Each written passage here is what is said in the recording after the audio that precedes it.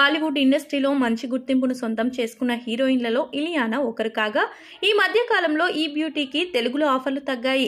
తెలుగులో ఇలియానాకు కొత్త సినిమా ఆఫర్లు వచ్చే అవకాశాలు సైతం కనిపించడం లేదు. అయితే బాలీవుడ్ సినిమాలలో నటించడం వల్లే తెలుగులో ఆఫర్లు తగ్గాయని ఇలియానా పేర్కొన్నారు. 2012 సంవత్సరంలో అనురాగ్ బాసు డైరెక్షన్లో తెరకెక్కిన బర్ఫీ సినిమాలో ప్రధాన పాత్ర పోషించానని ఆమె అన్నారు.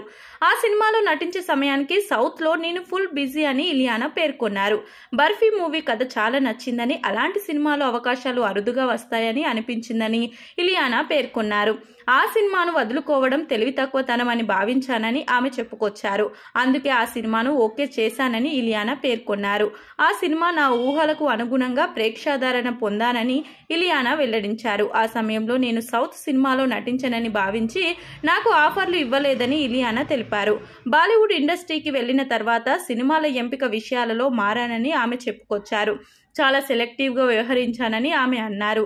ఏ పని అయినా సరే నేను నిజాయితీగా చేస్తానని ఇలియానా చెప్పుకొచ్చారు. నా పాత్రకు 100% న్యాయం చేస్తానని ఆమె చెప్పుకొచ్చారు. ఇండస్ట్రీకి వచ్చి ఇన్నేళ్లు అవుతున్నా నాకు రావాల్సిన గుర్తింపు రాలేదని, దానికి కారణం కూడా తెలియదని ఆమె పేర్కొన్నారు. ఇలియానా చేసిన ఈ సంచలన వ్యాఖ్యలు నెట్టింట వైరల్ అవుతున్నాయి.